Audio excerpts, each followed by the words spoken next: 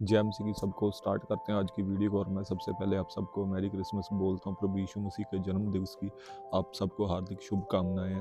और आप सबको यही रिक्वेस्ट करता हूँ कि प्रभु यीशु मसीह के जन्मदिन की ज़्यादा से ज़्यादा सुसमाचार को फैलाएं, प्रभु यीशु मसीह के बारे में लोगों को बताएं। ये आपके पास एक स्पेशल मौका है। और आज जो आपको वीडियो मैं दिखाने जा रहा हूँ वो वीडियो जो पास्टर अमरी संधू, जो पोस्टर अंकल नूगा जी के एक स्पिरिचुअल सन है और बहुत ही ब्लेस मिनिस्ट्री है उनकी। और उन्होंने आज उनकी मिनिस्ट्री की शोभा यात्रा थी और उन्होंने उस शोभा यात्रा के ऊपर अपनी टेस्टमनी सब लोगों को दी कि कैसे परमेश्वर ने उन्हें बचाया, कैसे ब्लेस किया। वो उन्होंने सीक्रेट भेद बताए अपनी लाइफ के जो किसी को मालूम नहीं थे। और आज आप इस गवाही को, मेरा विश्वास है, जब सुनोगे इस प्रचार को तो आपकी लाइफ सेम नहीं रहेगी और आपकी लाइफ चेंज होगी। सब कुछ परमेश्वर बदल देगा इस टेस्टमनी के द्वारा। तो वीडियो थोड़ी लंबी होगी, आपने फुल वीडियो को देखना और इस गवाही को ज़्यादा से ज़्यादा लोगों तक शेयर करना ताकि और लोग प्रभु यीशु मसीह को जान सकें और वो लोग भी बचाए जाएँ। तो चलिए हम सब इस वीडियो को देखते हैं। चैनल पर नए हो तो चैनल को आप सब्सक्राइब ज़रूर करना, लाइक करना, शेयर करना और कमेंट करना। फिर हम फुल मीटिंग को देखना चाहते हो तो आप अमरी संधू मिनिस्ट्री यूट्यूब चैनल पे जाके इस फुल मीटिंग को, इस शोभा यात्रा को देख सकते हैं के साथ। और अगर आप उसको सुनने के लिए अपनी बातों को बंद करें, अपने दोस्तों के साथ जो आपके आसपास लोग खड़े हैं, अगर थोड़ा समय भी अपनी लाइफ में साइलेंट हो जाएं और इस वचन की ओर ध्यान दें तो परमेश्वर का जो कोई मेरा वचन सुनने के मेरा आदर करेगा। कई लोग सोचते हैं कि मुझे क्या लेना देना, ये तो अंग्रेजों का गुरु है, ये तो क्रिश्चियनों का गुरु है, ये तो ऐसा वैसा मीडिया में अपने हिसाब से लोगों से जो सुना होगा, एक सोच आपकी होती है। पर जब तक आप रियल को नहीं सुन लेते, रियल को देख नहीं लेते, तब तक आपकी वो सोच बुरी बनी रहती है। जैसे लोग कहते हैं कि बुरी संगत अच्छे चरित्र को बिगाड़ देती है। जब आप बुराई को सुनेंगे, बुरे को सुनेंगे तो आपकी सोच वैसी ही हो जाती है। तो आज परमेश्वर ने आपको मौका दिया है कि आप सच्चाई को सुने और वो सच्चाई आपको आजाद करे। वो सच्चाई ये है कि जो मैं आपको आज बता रहा हूं तो आपको इस वचन को सुनना है। जब मैं वहां से गाड़ी में हम आ रहे थे तो मैंने कहा मेरे अंदर से एक आवाज निकली, राहों के लोग तैयार हो जाओ परमेश्वर का वचन सुनने के लिए। मेरे अंदर से ऐसी आवाज निकली तो मैंने कहा परमेश्वर, तो मेरी आत्मा ने सीधा ही बताना शुरू किया। मैं नहीं सोच रहा था कि मुझे क्या बोलना है, मुझे क्या प्रीच करना है, मैं कुछ भी सोच के नहीं आया। जैसे ही मैं आ रहा था और पवित्र आत्मा ने कहा अगर जीसस क्राइस्ट यहां पर आते तो वो क्या करते, मुझे प्रीच मिल गया। पवित्र आत्मा ने कहा अगर यीशु मसीह यहां पर इस नगर में आज के समय में इस राहों में आते तो वो क्या बोलते, क्या करते यहां पर। और मेरा बिलीव है अगर पवित्र आत्मा की ओर से ये वचन है तो आपकी जिंदगी आज बदल जाएंगी यीशु मसीह के नाम। जो कोई भी इस वचन को सुनेगा उसकी जिंदगी बदल जाएगी। हालेलुया। तो आज आप ऐसे ना सोचे कि यहां पर कोई एक शोभा यात्रा निकल रही है। अगर आप यहां पर खड़े हैं और आप आदर कर रहे हैं इस बातों को सुनने का, तो इस आदर में आप ये समझें कि यहां पर यीशु मसीह, मैं भी नहीं हूं, यहां का मुख्य मेहमान मैं नहीं हूं। मैं तो एक उसके बारे में बताने के लिए मान लो आया कि यहां पर कौन आ रहे हैं जी, मुख्य मेहमान आ रहे हैं हमारे बीच में, तालियों स्वागत करें। तो वो कौन है? यहां का मुख्य मेहमान, स्टेज में आने वाला मुख्य मेहमान परमेश्वर है, प्रभु यीशु मसीह है, पवित्र आत्मा है। उसके लिए स्वागत करें, जोर से तालियों के साथ स्वागत करें, जोर से जोर से जोर से। तो फिर आप बोलेंगे फिर आप कौन है? तो फिर आप कौन है? मैं केवल एक परमेश्वर के लिए एक जरिया हूं। परमेश्वर दुनिया पर इंसान के जीवन को बदलने के लिए इंसानों को उपयोग करता है, इंसानों के द्वारा बात करता है। अगर एक इंसान को प्रभु ने बात करनी है तो एक इंसान को वो यूज करेगा, उसके मुंह को यूज करेगा उसको समझाने के लिए। एक पक्षी आके इंसान को नहीं समझा सकता, एक जानवर आके इंसान को नहीं समझा सकता, एक पेड़ इंसान से बात नहीं कर सकता। तो इसलिए परमेश्वर एक मनुष्य को यूज करता है कि उसको अपनी दया दिखा सके और बता सके परमेश्वर कि मैं एक मनुष्य से जो कह रहा है मैं तो दुखों में हूं, मैं तो बीमारियों में, अगर परमेश्वर है तो मेरी सहायता क्यों नहीं करता? मैं कर्जों में हूं, मेरी वाइफ बीमार है, मेरा हस्बैंड बीमार है, मेरा बच्चा नशों में है, मैं कर्जों में डूब चुका, मेरा कार्य नहीं चल रहा है, मेरा कोई काम सफल नहीं हो रहा है, मेरे नुकसान होते जा रहे हैं, मेरी लाइफ में बहुत से पाप, मेरी जिंदगी में बहुत सी कमियां, कमजोरियां, पूरी आदतें, एडिक्शन मुझे लग चुकी है, नशा मुझे लग चुका है। तो मैं इन चीजों को कैसे छोड़ूं? अगर परमेश्वर है तो मुझे वो बचा क्यों नहीं लेता? परमेश्वर आपको मौका देता है। आज परमेश्वर आपको एक मौका दे रहा है कि आप उस आवाज को सुने और परमेश्वर आपके जीवन में दया करे।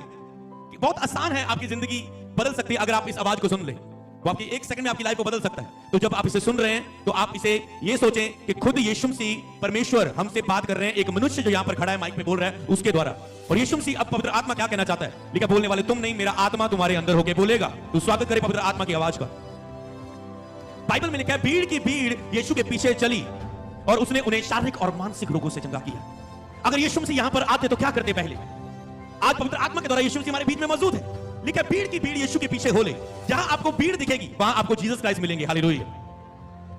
जहां जीसस क्राइस्ट होंगे, सीधा कह सकते हैं, वहां आपको भीड़ की भीड़ मिलेगी। हालेलुया। तो आज एक इतनी बड़ी भीड़ यहां पर क्यों इकट्ठी हो गई? तो ये कोई पैसों से इकट्ठे किए गए लोग नहीं है, क्योंकि उनके चेहरे, उनकी रौनक, उनके हृदय बता रहे हैं कि वो परमेश्वर में खुश और आनंदित है। तो ये भीड़ क्यों? क्योंकि जहां जीसस है वहां पर भीड़ आएगी। क्यों? जीसस के पीछे क्यों भीड़ चलती थी? अगर हम देखें जीसस के पीछे क्यों भीड़ की भीड़ चली गई? जब जीसस ने इसने दुनिया में आया, जिसने प्रीच किया, लोगों को कहा जाओ जाके सुसमाचार प्रचार करो। 12 चेले थे और उनको कहा जाओ जाके प्रचार करो। उन 12 ने जाके निकल के लिखा है प्रचार किया और 12 से लेकर 400 करोड़ कब क्रॉस हो गए आज पूरी दुनिया में, पता नहीं चला। तो इतनी भीड़ कैसे जीसस के पीछे आई?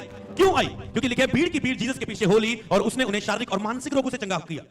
आज लोग बहुत सारे शारीरिक रोगों से तड़प रहे हैं, बीमारियों से तड़प रहे हैं, इलाज करवा करवा के थक चुके हैं। जब डॉक्टर के पास भी जाए, डॉक्टर भी कहता है कि अगर तेरी रिपोर्ट में कुछ आ ही नहीं रहा तो मैं तुझे मेडिसिन क्या दूं? वो कहते हैं मेरी टेंशन, मेरा डिप्रेशन, मुझे डर लगता है, मुझे घबराहट होती है, मेरी लाइफ में ये पाप है, मेरी लाइफ में कमजोरी है, मेरे शरीर में ये समस्या आ रही है। वो डॉक्टर कह रहा है अगर ये रिपोर्ट में नहीं आ रही तो मैं इसकी मेडिसिन तुझे कहता, तुझे कुछ नहीं है। वो कहते हैं तुम्हें क्या पता, मुझसे पूछ के देखो मैं कितना दुखी हूं।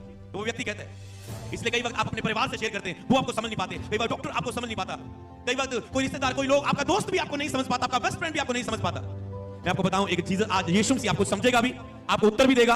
उसकी आंख है वो आपको देख रहा है इस समय, उसके कान है वो आपको सुन रहा है इस समय, उसका मुंह है और आज अपने दास की तरफ वो बोल रहा है आपसे।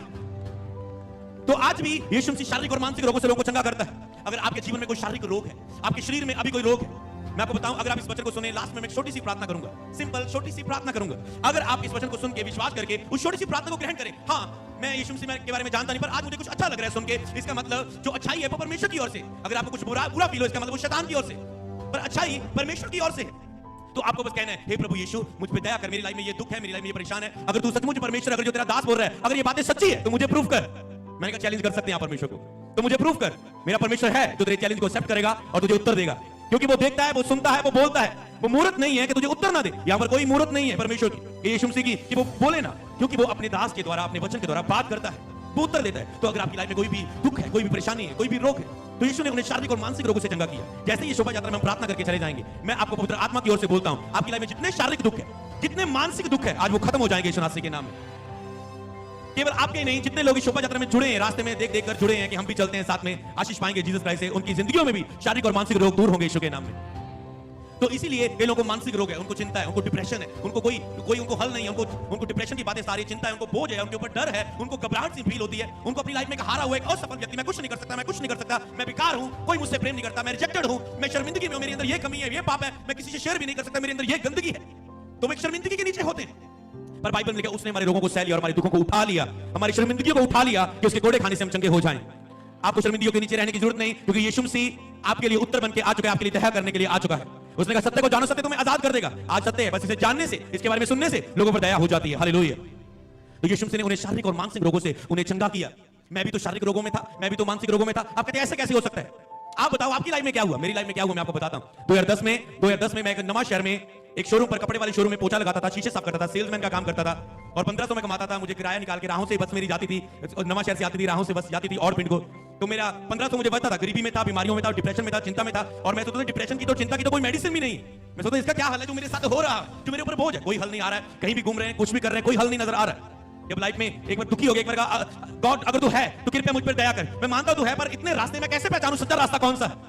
कैसे पहचानूं मैं सच्चाई को? अगर तू है कृपया तू ही मुझ पर दया कर। रोने लगा, किसी फोटो के आगे नहीं, किसी मूर्ति के आगे नहीं, किसी धर्म के गॉड के आगे नहीं। तो क्रिश्चियन एक धर्म नहीं है, धर्म तो इंसानों ने बनाए।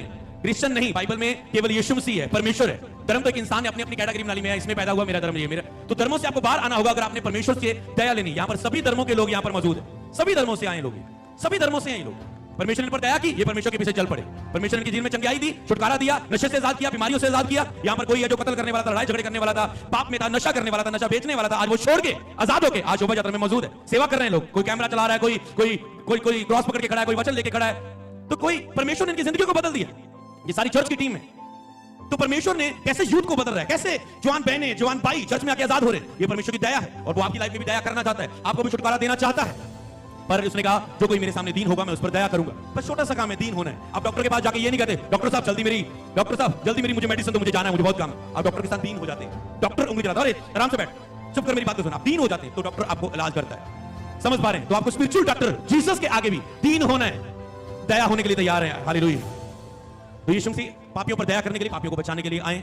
बस आपको बस दिल खोलना है और बस एक इच्छा रखनी चीजों के बारे में जानने की। और जब मैंने भी पहली बार पिंड और मेरे घर में प्रभु के दास ऐसे आए थे, 10-15 लोग थे, मैंने वचन वहां पर सुना और मुझे अच्छा लगा और मैंने चर्च की किताबें पढ़नी शुरू की, बाइबल पढ़ना शुरू की। और उसके बाद मैंने पिंड और में चर्च थी, मैंने चर्च में जाना शुरू किया। जैसे जैसे मैं चर्च में जाता रहा, मैं चर्च की फैमिली से पहले मुझे मुश्किल सा लग रहा है, ये क्या बोलते हैं, हालेलुया, ये जेएमसी बोलते हैं, ये ऐसे नाच के वर्शिप करते प्रभु का धन्यवाद, ये क्या करते हैं। पर धीरे धीरे मैंने अपनी शर्म को उतार दिया। आज कई लोग यहाँ पर खड़े होंगे, उनको शर्म आती, शर्म के मारे मुझे शर्म आती है अगर मैं ध्यान से सुनने लगूंगा वचन। मेरा पड़ोसी, मेरा दोस्त क्या सोचेगा, ऐसे ये बड़ा सीरियस होकर सुन रहा है। आज हर एक को जरूरत है, कौन नहीं दुखी? तुम लोगों के सामने खुश हो सकते हो, पर तुझे पता है तेरे दुख कौन है। पवित्र आत्मा कह रहा है मैं तेरे उन दुखों को दूर करूंगा जो कोई नहीं कर सकता। हालेलुया।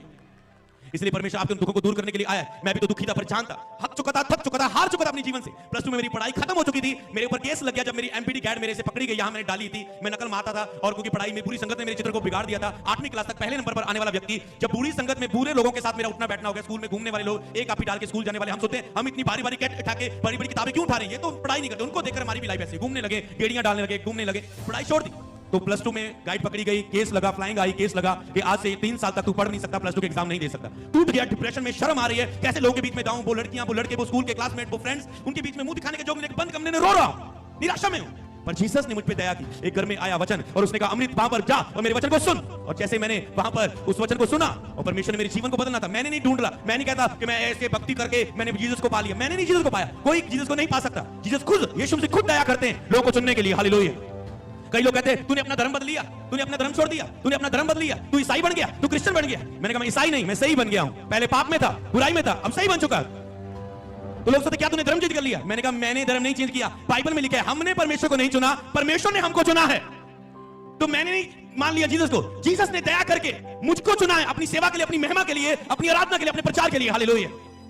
तो जो अगर आपको विरोध करना है तो आप परमेश्वर का विरोध कर रहे हैं। अगर आप जीसस के खिलाफ बोल रहे हैं, परमेश्वर के लोगों का विरोध कर रहे हैं, तो आप परमेश्वर का विरोध कर रहे हैं। तो आपका हिसाब है। तो परमेश्वर ने मुझे चुना है, मैं अपने आप से नहीं खड़ा हुआ हूं। हालेलुया। तो आज परमेश्वर भी, आप अपने आप से कोई परमेश्वर के पास नहीं आ सकता। अगर मेरी तरह आज किसी पर दया करनी है तो परमेश्वर जिसको चुना है उस पर दया कर देगा।